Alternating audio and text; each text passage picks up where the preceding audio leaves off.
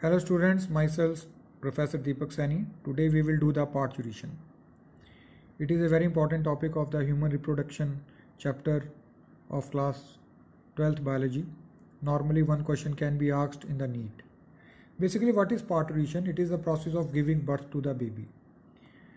जब बेबी अपना gestation period पूरा कर लेता है of 9 month plus minus 7 days और 38 week, उसके बाद बेबी का बर्थ हो जाए. इसकी एक it is a process. How it occurs उसके बारे में अब हम पढ़ेंगे. It involves the construction of uterus and abdominal muscles. Uterus के मसल भी कंट्रैक्ट करते हैं, एब्डोमिनल के मसल्स भी कंट्रैक्ट करते हैं, सर्विक्स डायलेट होता है, passage of the baby and the birth of the baby occurs. All this physical phenomena जिसमें एब्डोमिनल के मसल कंट्रैक्ट हुए, यूट्रस के मसल कंट्रैक्ट हुए, डायलेशन ऑफ सर्विक्स हुआ और passage of the baby and the birth of the baby हुआ, इस सब इस ऑल दिस फिजिकल एक्टिविटी को हम लेबर कहते हैं. And the pain occur during this process is called as an labour pain. जो पार्चुरेशन है it is a neuro endocrine process और neuro endocrine mechanism. Both nervous system and endocrine system is involved. Who gave the stimulus for the parturition? That is given by the fully developed fetus and placenta. ठीक है, ये आप देख रहे हो, ये foetus है, ये ग्रो कर रहा है. जब ये पूरा ग्रो कर जाता है, fully developed fetus and the placenta give the stimulus for the parturition.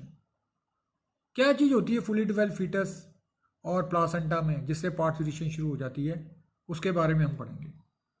होता क्या है कि जब फीटस फुली डेवलप हो जाता है, इसका वेट बढ़ता है. एक फीटल स्ट्रेस कंडीशंस आती है. क्या होता है जब फीटल पूरी तरह डेवलप हो जाता है तो इसका वेट बढ़ता है, जिससे एक फीटल स्ट्रेस कंडीशन आती है. जिसके कारण क्या होता है, फीटस के पिट्यूटरी ग्लैंड का जो anterior lobe of pituitary gland है वो एक ACTH प्रोड्यूस करती है. ACTH adrenocorticotropin hormone. वो किडनी के ऊपर जो एड्रीनल ग्लैंड लगा होता है उसको स्टिमुलेट करती है कि वो कॉर्टिसोल प्रोड्यूस करे. यानी कि फुली डेवलप फीटस जो है कॉर्टिसोल की प्रोडक्शन बढ़ जाती है उसके अंदर. फुली डेवलप फीटस के अंदर कॉर्टिसोल की प्रोडक्शन बढ़ जाती है. अब ये कॉर्टिसोल क्या करता है, ये कॉर्टिसोल प्लासेंटा पे जाता है, प्लासेंटा पे एक्ट करता है और stimulates the production of oestrogen and prostaglandin and decrease the production of progesterone. ये कॉर्टिसोल जो फीटस से आया वो प्लासेंटा पे एक्ट करेगा और प्लासेंटा को कहेगा कि अब जी आप प्रोजेस्टेरोन कम कर दो, ठीक है ना, और एस्ट्रोजन की प्रोडक्शन बढ़ती है, प्रोजेस्टेरोन की कम होती है और प्रोस्टाग्लैंडिन भी प्रोड्यूस होता है. जब प्रोजेस्टेरोन कम होना शुरू हो जाता है, जो रिलैक्सिंग इफेक्ट था प्रोजेस्टेरोन का on the muscles of the uterus वो खत्म होना शुरू हो जाता है. उधर से एस्ट्रोजन क्या करता है, दूसरा काम जो एस्ट्रोजन ने करना होता है वो ये होता है कि ऑक्सीटोसिन के जो रिसेप्टर्स होते हैं यूट्रस के ऊपर, उसका भी नंबर बढ़ाना शुरू कर देता है. ठीक है. और फुली डेवलप जो प्लासेंटा एक और हार्मोन रिलीज करता है जिसको हम CRH भी बोल देते हैं, corticotropin releasing hormone, that will establish the time of the birth and that is produced in higher amount at the later stage of pregnancy. कई बार ये CRH 7th मंथ में या 8th मंथ में अचानक प्लासेंटा से ज़्यादा प्रोड्यूस हो जाता है तो प्री मेच्योर डिलीवरी भी हो जाती है. अब हमने देख लिया कि कैसे जब कॉर्टिसोल बढ़ा, ठीक है ना, increase in the fetal cortisol due to the ACTH by interior pituitary of fully developed fetus. The cortisol of the fetus act on a fully developed placenta to secrete oestrogen and prostaglandin and decrease the secretion of progesterone. Estrogen inhibit the action of progesterone and antagonize the relaxing effect of the progesterone on uterus. कि पहले जो uterus relax थी, ठीक है ना, because during the whole pregnancy period there is a high level of progesterone और progesterone का basically काम ये होता है कि यूट्रस की वाल को कंट्रैक्ट नहीं होने देता, जिससे प्रेगनेंसी मेंटेन रहती है. अब वो जो रिलैक्सिंग इफेक्ट था वो ख़त्म होना शुरू हो जाता है और उधर से क्या कहते हैं, oestrogen also increase the oxytocin receptor on the uterus. और ये CRH भी आया था, corticotropin releasing hormone secreted by the placenta also establish the time of birth. It increased enormously towards the end of the pregnancy period. तो ये अभी तक हमने देखा कि फिनोमेना हुआ। उसके बाद क्या कहता है, जो प्लासेंटा जो है, ये जो प्रोस्टाग्लैंडिन जो प्रोड्यूस हुआ, ठीक है, ये जो प्रोस्टाग्लैंडिन प्रोड्यूस हुआ था प्लासेंटा से, ये क्या करेगा, ठीक है, जो पार्ट फ्यूजन के टाइम प्रोड्यूस हुआ, अभी मैंने पीछे बताया, that will start the mild contraction of the uterus. और उधर से मैंने आपको बताया पहले कि ऑस्ट्रोजन ने यूट्रस के ऊपर, ठीक है ना, ऑक्सीटोसिन के रिसेप्टर भी बढ़ा देने हैं। तो ये जो प्रोस्टाग्लैंडिन ने एक mild contraction of the uterus करेंगे। This mild contraction of uterus is called as an fetal ejection reflex. And this fetal ejection reflex जो है, ठीक है ना, ये जो माइल्ड कंट्रैक्शन शुरू हुई है, ठीक है ना, माइल्ड कंट्रैक्शन शुरू हुई है। अब पार्ट्रीशन को हम 3 फेसेस में पढ़ते हैं, dilation face, expulsion face and placental face. सबसे पहले हम डायलेशन फेस में चलेंगे, ठीक है। ये जो मैंने आपको बताया कि जो जब प्रोस्टाग्लैंडिन आ जाएगा तो यूट्रस की कंट्रैक्शन शुरू होगी। जैसे ही यूट्रस की कंट्रैक्शन शुरू होती है, ठीक है ना, दिस कंट्रैक्शन जो है इसको 30 मिनट्स लग जाते हैं। और इसके कंट्रैक्शन से क्या होता है, बेबी थोड़ा नीचे आने की तरफ होता है, that will move toward the cervix.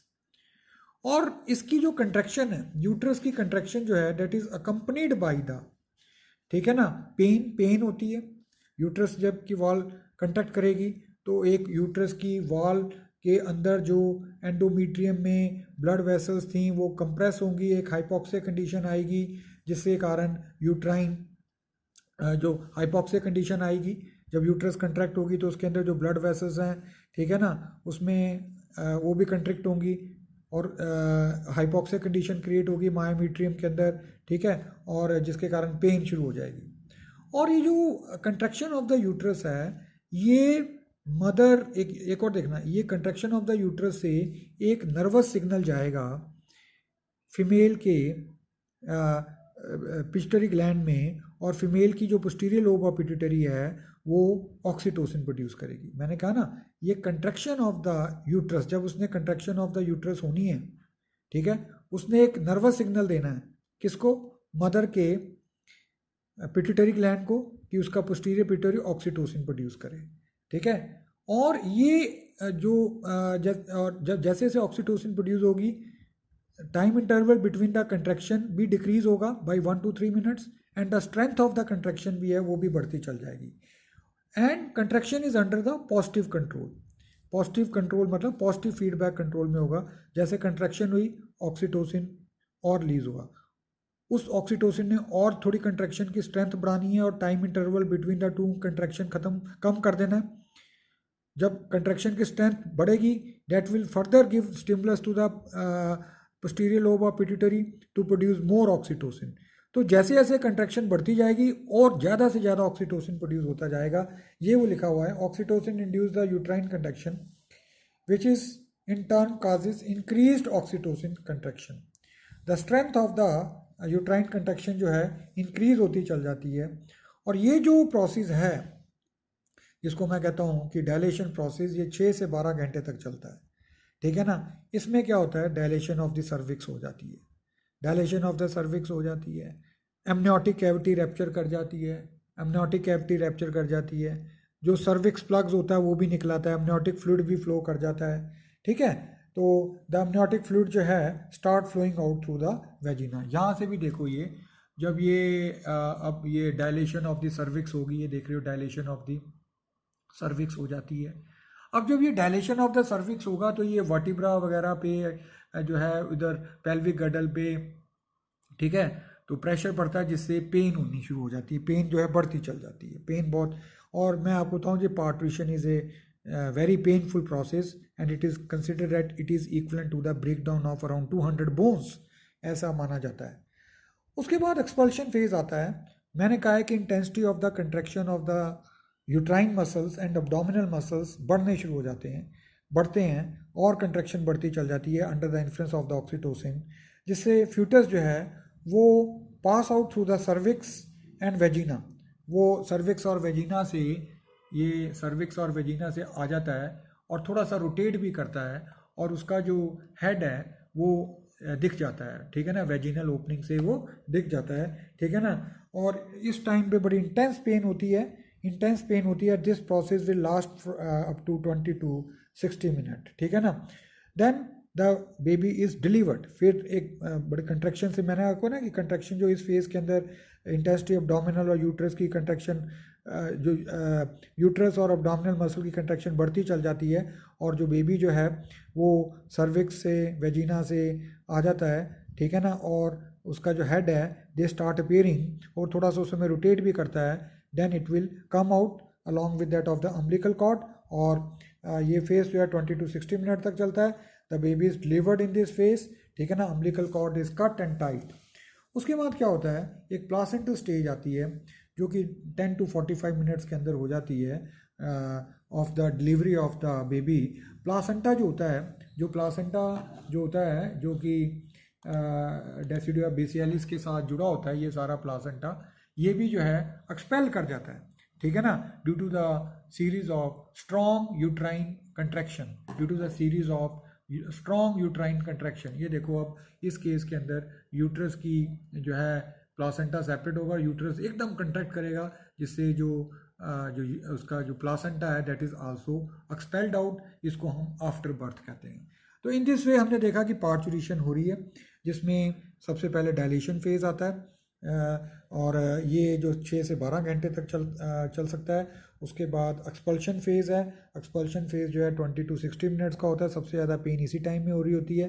Then comes the placental stage, जो कि सबसे छोटा स्टेज होता है, 10 to 45 मिनट्स की होती है। तो आपने देख लिया कि कैसे कॉर्टिसोल का लेवल बढ़ा फीटस में, ठीक है ना, उसने प्लासेंटा को स्टिमुलेट किया कि वो ऑस्ट्रोजन ज़्यादा प्रोड्यूस करे, प्रोजेस्टेरोन कम कर दे, प्रोस्टाग्लैंडिन आया, ठीक है ना, प्रोस्टाग्लैंडिन ने एक माइल्ड कंट्रैक्शन कॉज की, ठीक है, और ऑस्ट्रोजन ने साथ ही ऑक्सीटोसिन के भी रिसेप्टर बढ़ा दिए, ठीक है। उस माइल्ड कंट्रैक्शन से क्या हुआ कि एक नर्वस, वो माइल्ड कंट्रैक्शन किसकी हुई, यूट्रस की, ठीक है ना, और उस माइल्ड कंट्रैक्शन ऑफ यूट्रस ने एक नर्वस सिग्नल दिया फीमेल के पोस्टीरियर पिट्यूटरी ने कि उसमें ऑक्सीटोसिन आया, ऑक्सीटोसिन ने यूट्रस की वॉल को और कंट्रैक्ट किया, ठीक है ना, ये पॉजिटिव फीडबैक में आ गया, और कंट्रैक्शन से और ऑक्सीटोसिन आया, ठीक है ना, ऐसे धीरे धीरे बेबी जो नीचे आता गया, ठीक है। अल्टीमेटली एक डायलेशन जो फेज था, जिसमें जो बेबी है वो